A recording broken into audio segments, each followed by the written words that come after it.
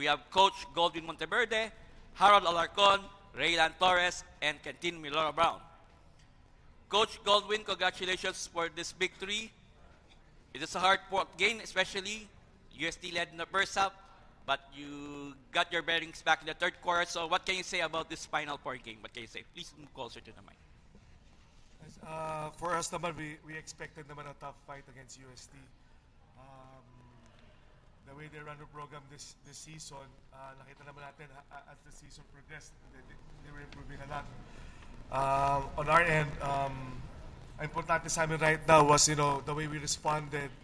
Like first half na medyo our offense didn't get anything rhythm-wise offensively. I believe second half we started moving the ball well, reading off each other, then we got that momentum.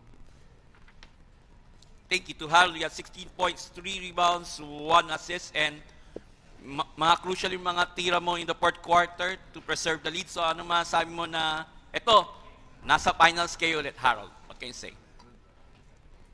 Siguro boost ulit siya ng confidence papasok sa finals. Yun din, kailangan ko din yun, and kailangan din ng team namin yun na parang pag may mga ganong sitwasyon, parang ready lang kami sa mga parang ibibigay sa amin ng defense. Thank you to Raylan. You had 13 points, 7 rebounds, 1 assist, and plus 16. Good numbers for you this afternoon. So ano masasabi mo na ito may chance kayo para maibalik yung corona sa diliman? What can you say? Siguro magsisimula po yun sa ensayo namin. Siguro may 1 week preparation po kami. So doon po muna namin sisimulan bawat ensayo po. Bawat practice na bibigay ni Coach Gold, harapin namin ang asa team. Thank you. To QMB, you had 9 points, 19 rebounds, 4 blocks, 3 assists. So now you're now in the finals, and you have a shot of winning a UAAP championship in your first and only year. So what can you say? I think it was a hard-fought game from us. The coaches prepared us for what we needed to do. They said from the start that it was going to be a war going in there. But we have 2 more games we have to lock into. Guys, first, all questions first are for Coach Goldwin. So the floor is open for questions.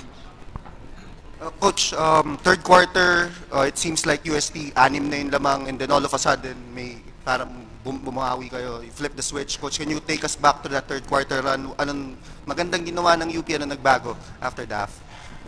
Minsan kasi syempre nung first half, I felt na medyo, we played medyo tense ng konti.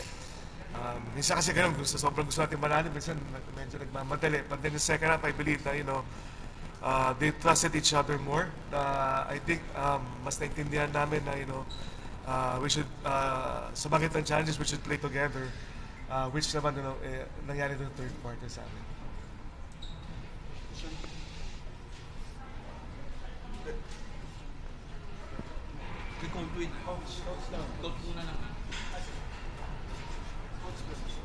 Anyway, Coach Gold, this is your chance na makabawi kayo from the last 2 finals losses. So, anong treatment nyo dito para syempre, it has been season 84 pa kayo huling champion. Sa amin naman, syempre, from the last season, yung nangyari sa amin, kumbaga, we took that into heart. And I believe it all started naman nung first day of practice namin this year. We as a team, kumbaga yung goal namin is, to take it 1 game at a time, umabot kami sa finals. Nandito na kami, we might have, yun ang maganda sa finals, di ba? Mag-start naman sa 0-0. So, it's a best of 3 series. So, we're looking forward to, prepare and, play our best pagkabot ng series. Coach, of course, never naman nasa-satisfy in terms of expectations or kung ano yung gusto mo makita sa boys mo. Pero at this point in the season, would you say na kumbaga going into the finals, nakikita mo naman na ito yung ine-expect mo from them or may hinahanap ka pa sa kanila para this time manalo yung UP sa championship? Kami kasi sa team, kumbaga everyday lagi namin hinahanap in terms of anong pwede namin ma-improve, sa sarili namin, sa team namin. And especially na, yun naman usapan namin before na, kahit naman mag-start yung season as we go along, kahit sa semis, whatever we could learn from it, kumbaga, as a team, we're going to focus on that and improve on it. Yun lang. We'll let Coach Goldwyn go. Coach, thank you very much. Congratulations. Okay, we do our post-game questions with our players. So, any questions from the players? Harold, yun, after your career high, 33 points, ngayon 16, would you say na hinahanap mo rin yung shot mo ngayon? Kumbaga, going into this game talagang naghanap ka ng scoring opportunities or kumbaga naturally lang lumabas yun para sa'yo ngayon? I mean, nung first half, parang inamin ko sa sarili ko, parang pilit yung first half, kaya parang hindi na pupunta sa akin. So, nag-adjust ako second half, kung anong binibigay na lang sa akin, naghanap lang ako ng paraan. Yun lang, parang gano'n. QMB, you were the recipient of 2 unsportsmanlike fouls. Could you tell us how did you stay composed during that? I mean, just the coaches prepared us for that. They said, whatever happens, the game's going to get scrappy.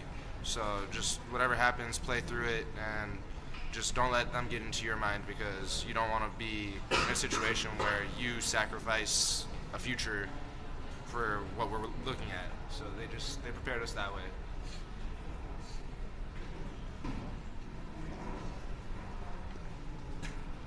For Raylan, siguro ano na lang yung nagiging mindset mo of being one of the players din talaga na inaasahan na kumbaga pag si JD or si Harold, pero ikaw din kumbaga lumalabas din yung scoring mo para sa UP.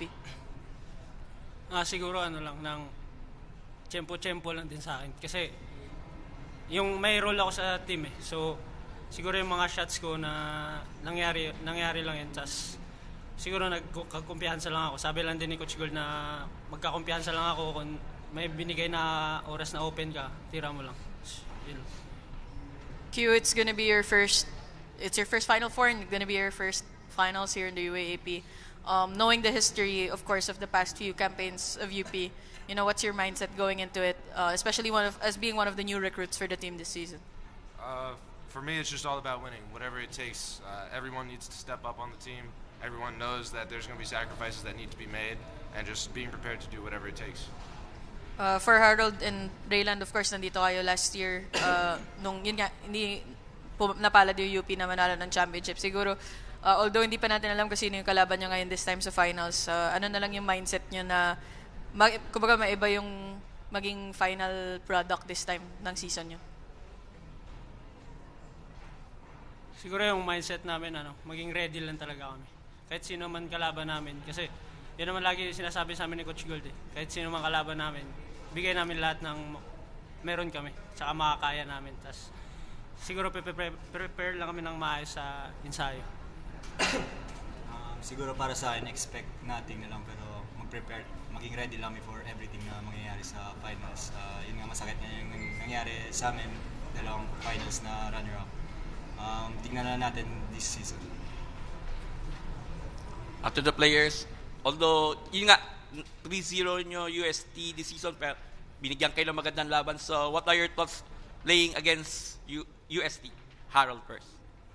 Siguro napaganda yung laro dahil sa binigyan nilang magandang laban din. Nakita namin kung paano kami mag-respond sa mga ganung sitwasyon, paano kami naging buo, naging team pa sa loob.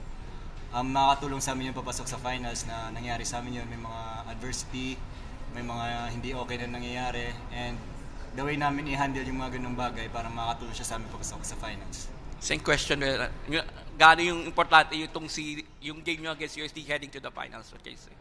Siyempre sobrang hirap din kasi alam naman natin Fortsky galing championship yun, and then Nick Caballero, Mythical 5, tsaka scoring leader.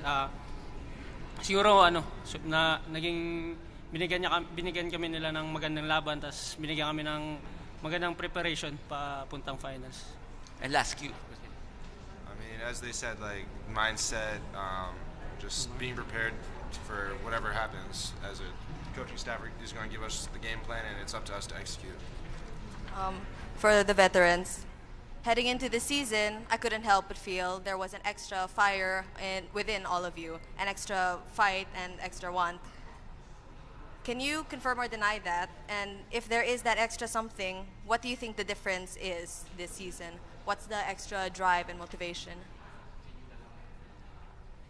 Siguro yung talo talaga namin last season. Kasi sobrang sakit nun na binigay sa amin yun eh. Sobrang sakit na naranasan namin yun. Tapos day by day parang iniisip namin yun tuwing practice, tuwing game para maging motivation yun.